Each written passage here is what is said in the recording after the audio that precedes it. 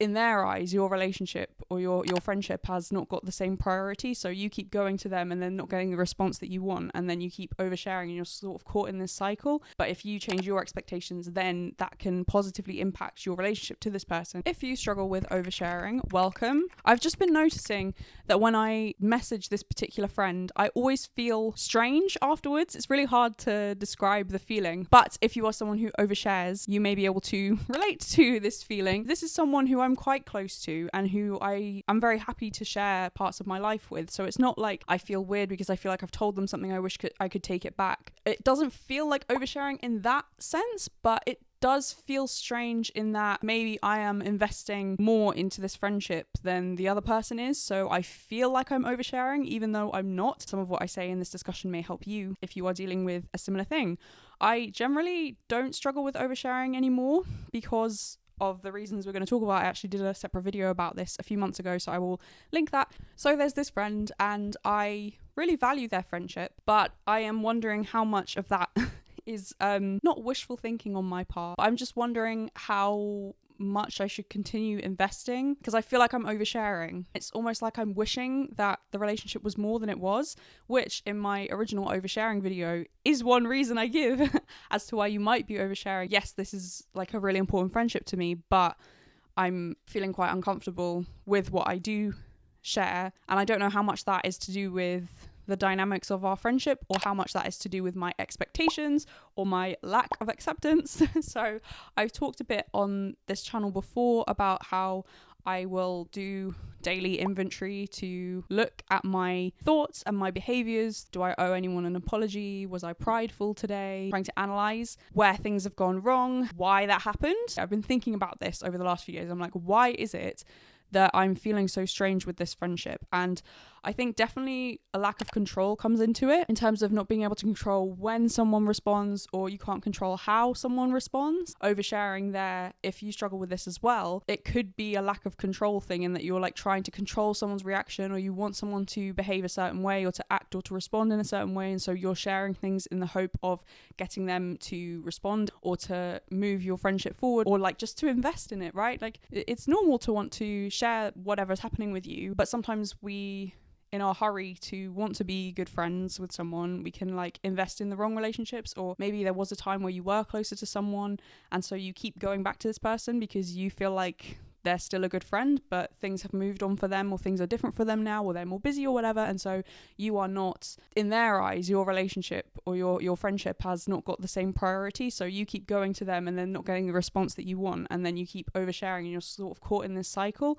And I'm wondering if that plays into it for me in this instance. I think my character defects are fear and pride. Pride is about, in this instance, like accepting where I am in someone's life, but I guess fear and insecurity also come into it, to realize like, oh, maybe I was important to this person at one point in time, but I'm not as important anymore. I think I'm struggling with this for many reasons. If I was in like a better frame of mind, it wouldn't bother me so much, but because I've got all this other stuff happening in the background, all of my insecurities are quite close to the surface anyway. That's provoking more of a reaction and finding it difficult, because I did at one point have the kind of relationship with this specific friend where I would be able to go to them and tell them this stuff and be like, hey, I'm just checking, like, are we still good? But things have shifted, so I don't feel like I can do that anymore. That feels like another step back, or like another change in our friendship. All of those things, like all of those fear and insecurity, for me, that's just a sign to work more on my acceptance of the situation. I mentioned expectations earlier. I think that plays into it as well. And I don't want to be like, don't have any expectations of your friends, or like, don't expect people to reply or whatever, because you can't sustain a friendship if someone isn't replying to you, or if someone is refusing to meet up, or is like too busy to see you. Like, it's not about being like, well, I expect nothing then. Are you being reasonable in your expectations? Can you reframe the situation? So instead of being like, oh, I'm really disappointed this person doesn't want to see me, you then step back and like work on your acceptance, reframe expectations. So you now know, okay, I don't expect to hear from this person as often as before, or I don't expect to see them as often as before.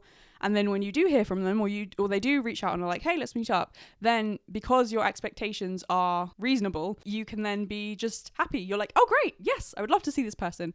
Whereas if you have like this expectation of them being the friend that they were, even even though they're not that person anymore, or they're more busy, or like they've moved somewhere else or whatever, if you carry over that expectation of what things used to be like, you're just setting yourself up in the present to be disappointed because they're not that person anymore. You're not the same friend that you were either. We can get so fixated on what they are doing wrong. And I know if it's just like a communication thing, or maybe things really have changed for them and you are like, well, I'm still here and I'm still wanting to be their friend. Things are the same for me. They're the one who's changed. But can you turn it around and look at what is your part? So in this situation that I'm thinking of, and like we just talked about with expectations, I'm like, okay, so I can't change what they're doing. I can't change the circumstances of both of our lives that mean that we're not as close friends as I want. I'm tired of oversharing or, just sharing things about my life and then feeling bad about it because I feel like I'm too invested or I'm bothering them or whatever it is. And some of that stuff is not true. And if you were able to talk to the other person about it, they would be like, no, what are you talking about? Like, I love hearing from you. But it's then, we'll deal with the feelings in a minute. If you've put all of that aside, your part then is to do with expectations. And so you could be like, okay, I can't control any of this stuff, but I can control my expectations of them. I now know, okay, I'm maybe only going to see this person 3 times a year now, or okay, I'm only going to hear from this person 3 or 4 times a year. And if you then have that expectation, you can carry on with this friendship redefined in whatever way. Maybe you just start to think of them more as an acquaintance, because if you're thinking of them as a friend, you might be continuing to overshare because you're still thinking that the relationship is the same as it was, and it's like, actually no, it's not like that anymore. But if you change your expectations, then that can positively impact your relationship to this person, because you're like, okay, I will wait for them to be less busy, or I'm not going to expect anything from them. I'm going to put my expectations to a reasonable level given the circumstances and what's happening, and then you'll be pleasantly surprised when you hear from them. Now that's not easy especially if it's someone who you were really close with at one time. I really don't think that I'm very good with change and like with acceptance. That's what we've got to work on here if we're redefining a friendship and being like, okay, I need to step back.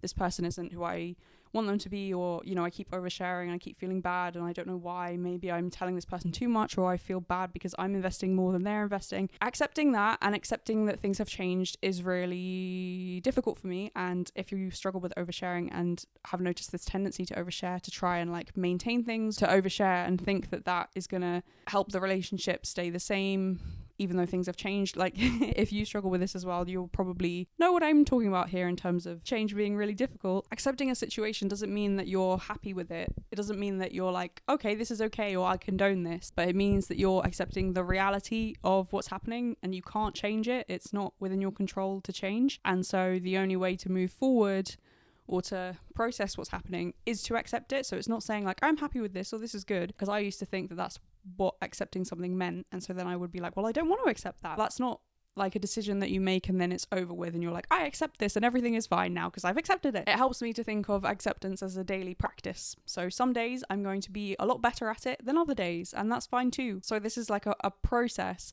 but this is what I'm applying as I'm thinking about this specific relationship. I'm like, okay, so I have noticed that I feel bad. Like I just don't feel right when I'm sharing certain facts about my life or certain things that I'm feeling, like things that I would have, in the past, I would feel very comfortable sharing with this person. Why do I not now feel the same way? And it's like, I think because they're just so busy and I feel uncomfortable sharing all this stuff because it feels like I'm oversharing. And I know that if I was seeing them in person, they wouldn't be oversharing at all, but it's just especially having over message or like voice notes or whatever, having like a record of it that you can scroll through and be like, okay, I said this and then this. Like, you're not taping every single conversation that you're having with someone, so you can just share things freely and you're not ever going to feel like you're oversharing. At least this is how I feel, because I'm like, well, that was like in the moment we were just talking about this thing and we were walking by the lake and then we talked about politics, or then we talked about this and this thing came up and then I was saying this. Like, it's all very organic, whereas like messages feel just, there's a very different energy, I guess, and especially because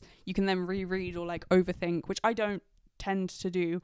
But the problem is if someone's then not replying, or they're super busy, or they're not giving the same detailed responses that you are perhaps sending, they're sending like a paragraph and you're sending like 3 paragraphs or whatever. If there's like an imbalance, it's very clear, whereas in a conversation things ebb and flow quite naturally and you're not really aware of it in the same way as over message. So assessing where to go next, I'm like, okay, I mentioned at one point in time, I would have felt very comfortable going to this person and like talking about this stuff directly and having a conversation about it. But see, like thinking about it now, I'm like, how would that conversation go? Would I be like, are we still friends? I feel like that would maybe be an awkward option or not the best option.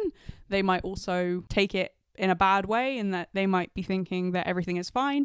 And then I'm suddenly like, hey, this is difficult for me. So what are the other options? I could leave it and work on that acceptance. And this is something that I really struggle with as well. I have a lot of big feelings, so I'm constantly like wanting to express my point of view. I look at the way other people react sometimes and I'm like, we are not the same. Like, I wish I was like them in how they react to things. So then I'm like, okay, leave it. But then I don't want to leave it because I want to say something, but then it's like, well, your big feelings don't matter. Like, no one really cares.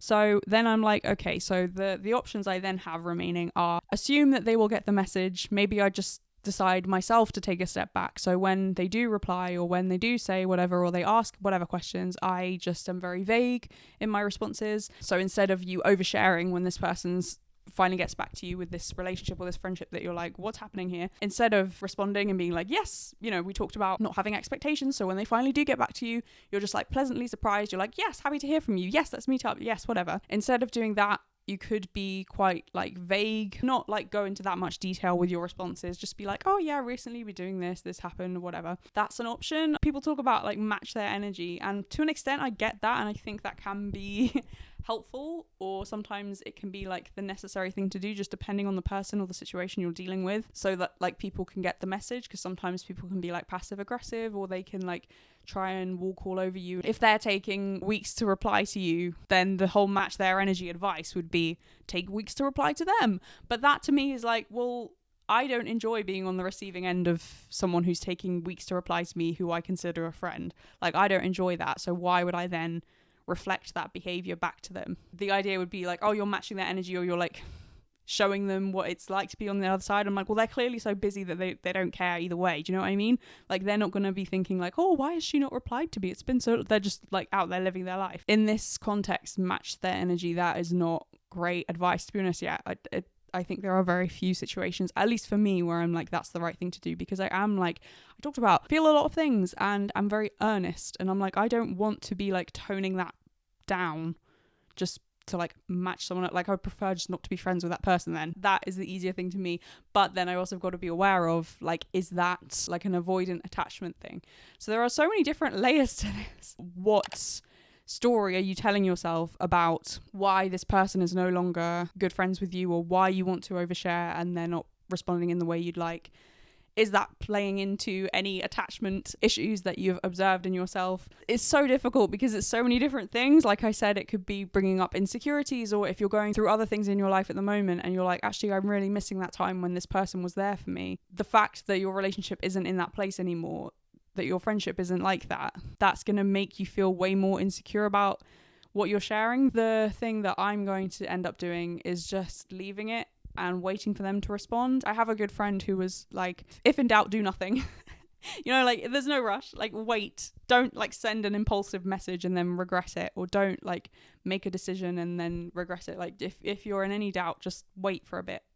It will be fine. And this is, sometimes that's not always possible, like there's a deadline or whatever and you have to come to a decision.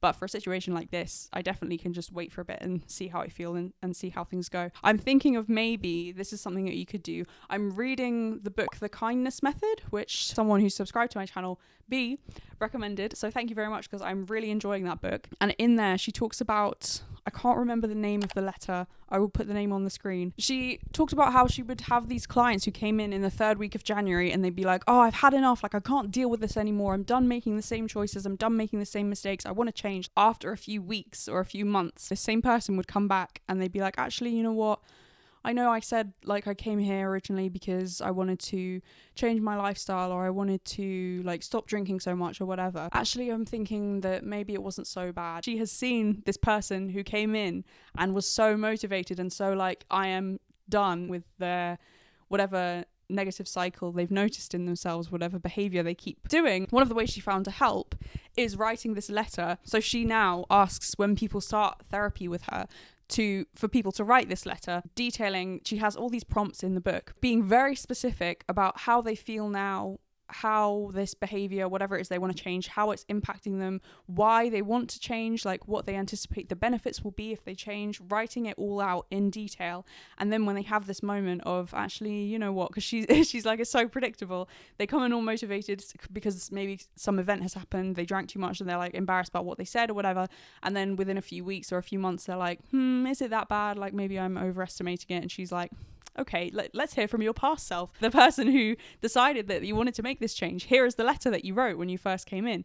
And people read it and then are like, oh my gosh, specifically for this situation with my friend, I'm going to write a letter showing myself like how I feel about it now. It is clearly getting to me. I don't want, when this person replies, to then forget all of that and to be like, oh great, like let's go back to normal, because then I am just caught in this cycle of like expecting too much, sharing too much, and then waiting, and then like in the waiting being like, I feel really uncomfortable, this doesn't feel like a friendship that I like this doesn't feel like this person values me, and then hearing from them being like, great, I heard from them, and then like it just repeats over and over. So I think I'm going to do this, write this letter to remind myself of like how I'm feeling. If you are struggling with a similar situation, struggling with oversharing, wishing things were different, trying to come to some level of acceptance with the fact that things have changed, I hope this has maybe helped you, given you some like helpful pointers. It's a really horrible topic because it's sad to see things change in this way, and it's okay to admit that. I will leave my original video about oversharing on the screen, so this has hopefully like